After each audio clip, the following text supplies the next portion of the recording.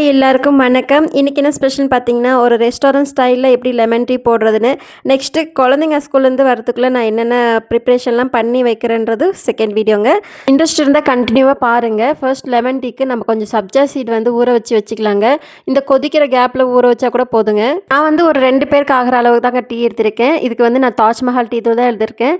Normal வாட்டரில் கொஞ்சமாக tea தூள் போட்டு நல்லா கொதிக்க விடுங்க. அதுக்கப்புறம் நான் வந்து ஃப்ளேவருக்காக இஞ்சி எடுத்துக்கிட்டேங்க. டிகாஷன் நல்லா கொதிச்சு வர டைமில் நம்ம லெமன் எடுத்துக்கலாங்க. இந்த சைஸ் லெமன்னா ஒரு லெமன் ஃபுல்லாக எடுத்துக்கணுங்க. இல்லை பெரிய லெமன் இருந்தால் ஆஃப் லெமன் இருந்தால் போதும். எனக்கு வந்து கொஞ்சம் சாறு கம்மியாக தான் வந்தது, அதனால ஃபுல் லெமனும் எடுத்துக்கிட்டேங்க. நான் வந்து ஸ்வீட்டுக்கு ஹனி தாங்க எடுத்திருக்கேன். உங்களுக்கு வேணும்னா நீங்கள் நாட்டு சக்கரை கூட எடுத்துக்கலாம். ஹனி, லெமன் ஜூஸு ப்ளஸ் நான் வந்து ஊற வச்சுருக்க சப்ஜா சீடுங்க. இதில் நீங்கள் ஃப்ளேவருக்கு ஃப்ரெஷ்ஷாக இருக்க மின்ட்டு கூட ஆட் பண்ணிக்கலாங்க. ரொம்ப ஃப்ளேவர் சூப்பராக இருக்கும். ஊற வச்சுருக்க சப்ஜா சீட் மட்டும் எடுத்துக்கணுங்க, தண்ணி எடுத்துக்க வேணாம். ஏன்னா சூடாக நம்மளுக்கு டிகாஷன் கிடைக்கும் போது இது நம்ம தண்ணியோடு எடுத்தோம்னா சூடு ஆறி போய் நல்லா இருக்காது. ஹனி, லெமனு, டிகாஷனு, சப்ஜா சீட் இவ்வளோ தாங்க. நல்லா மிக்ஸ் பண்ணிவிட்டு நம்ம குடிக்கும் போது செம்ம டேஸ்ட்டாக இருக்குங்க. அல்சர் இருக்கிறவங்க லெமன் டீ எடுத்துக்காதீங்க. ஏன்னா லெமன் வந்து சிட்ரிக் ஆசிட்டு கொஞ்சம் அல்சர் அதிகமாக்கிடும். அதுக்கப்புறம் குழந்தைங்க ஸ்கூல்லேருந்து வரத்துக்குள்ளே உங்களுக்கு எக் கொடுக்கலான்னு சொல்லிட்டு எக் பாயில் பண்ண எடுத்து வச்சேங்க. இது வந்து பிளிப்ஸோட எக் பாய்லருங்க. ரொம்பவே ஈஸியாக இருக்குது. ஆக்சுவலாக நம்ம நார்மலாக முட்டை வேக வைக்கிறத விட இதில் ரொம்பவே ஈஸியாக இருக்குங்க. மெஷர்மெண்ட்டில் மட்டும் தண்ணி பார்த்து நம்ம ஊற்றி வச்சிட்டோம்னா போதுங்க. முட்டை வெந்த உடனே அதுவே ஆட்டோமேட்டிக்காக நோட்டிஃபிகேஷன் கொடுத்துருதுங்க. ஜஸ்ட் இந்த மாதிரி நம்ம ஹோல்ஸ் பண்ணி நம்ம அதுக்கப்புறம் மெஷர்மெண்ட்டுக்கு மட்டும் தண்ணி ஊற்றி வச்சுட்டா போதுங்க. ரொம்பவே ஈஸியாக இருக்குது. மார்னிங் டைமில் நம்ம எக் பாயில் பண்ணுறது இருந்தால் கொஞ்சம் கஷ்டமாக தாங்க இருக்கும். பட் இந்த பாய்லர் இருந்துச்சுன்னா நம்மளுக்கு அந்த கஷ்டமே இருக்காது, ஈஸியாக இருக்குங்க. நான் வந்து ஈவினிங் பசங்க ஸ்கூல்லேருந்து வர்றதுக்கு முன்னாடி வாரத்தில் ஒரு 4 நாளாவது முட்டை மட்டும் கரெக்டாக வேக வச்சு எடுத்து வச்சுருவேங்க. ஏன்னா பசங்களுக்கு நான் அதிகமாக பால் கொடுக்க மாட்டேங்க. ஸ்கூலில் வந்து பால் ப்ரொவைட் பண்ணுவாங்க, அதனால நான் வீட்டில் வந்து பால் கொஞ்சம் கம்மி பண்ணிக்கிறேங்க. அப்புறம் எப்போவுமே செடியில் வந்து எனக்கு கொஞ்சம் பூ கிடைக்குங்க. எல்லா மல்லிப்பூ செடியிலையும் இப்போ சீசன் போல் இருக்குது. எல்லாத்துலேயுமே கொஞ்சம் வருது. சரி, வர பூ வேன் விடணும்னு சொல்லிட்டு எல்லாமே அறுத்து டெய்லியுமே கட்டி வச்சுருவாங்க. பாப்பா ஸ்கூல்லேருந்து வந்த உடனே பூ வச்சுக்குவோம். அப்படியே செடிக்கும் தண்ணி ஊற்றி விட்டுருவாங்க டெய்லியுமே.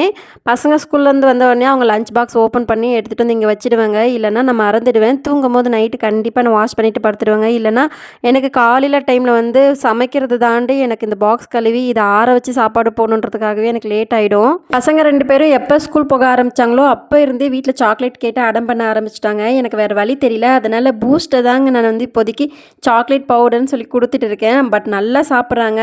நான் குழந்தையிலேருந்து இப்போ ஒன்றுமே அவங்களுக்கு எதுவுமே ஆர்டிஃபிஷியல் பவுடராக எதுவுமே வாங்கி கொடுக்கலங்க. எல்லாம் ஹோம்மேட் தான் பண்ணி கொடுத்துட்டு இருந்தேன். பட் இப்போ தான் எனக்கு வேறு வழி தெரியலங்க, பூஸ்ட் கொடுத்துட்டு இருக்கேன், அதுவும் சாக்லேட் பவுடர்னு சொல்லிட்டு. எக் சாப்பிட்டுட்டு அதுக்கப்புறம் ஒரு 1/2 அன் ஹவர் நல்லா பசங்களை விளையாட விட்டுட்டேங்க. ஆக்சுவலாக நாங்கள் கருப்பு கவுனி கஞ்சி செஞ்சு கொடுத்துட்ருக்கேன். நீங்கள் ஆல்ரெடி நிறைய வீடியோஸில் பார்த்துருப்பீங்க. பசங்க நல்லா சாப்பிட்றாங்க. பட் ஒரு ஸ்வீட்டாக அவங்களுக்கு ஒரு ஸ்மூதி மாதிரி செஞ்சு கொடுக்கலான்னு சொல்லிட்டு நிறைய வீடியோஸில் பார்த்தேங்க. அதனால தான் ஒரு ஐடியா வந்து ட்ரை பண்ணேன். காலையிலேயே நான் கருப்பு கவுனி அரிசி ஊற வச்சுட்டேங்க. ஒரு 8 ஹவர்ஸ் நல்லா ஊறிடுச்சு.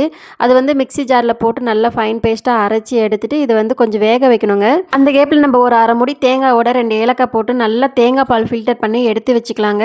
அப்புறம் அரைச்சி வச்சுருக்க கருப்பு கவுனி அரிசியோட கொஞ்சம் தண்ணியும் ஊற்றி நல்லா தண்ணி பதத்துக்கு போட்டு நம்ம வேக வைக்கலாங்க. நம்ம வேக வைக்க கொஞ்சம் கட்டி ஆகிடும்.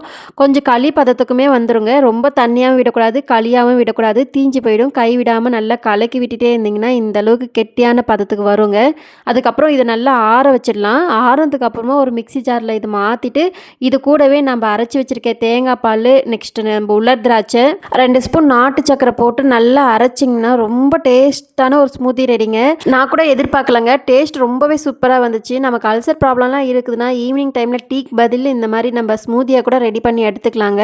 நான் ஒன்று புதுசாக ட்ரை பண்ணி எங்கள் பசங்களுக்கு கொடுத்தேன்னா அதை அன்றைக்கி நான் சாப்பிடுவாங்க, அடுத்த நாள் கூட சாப்பிடுவாங்க.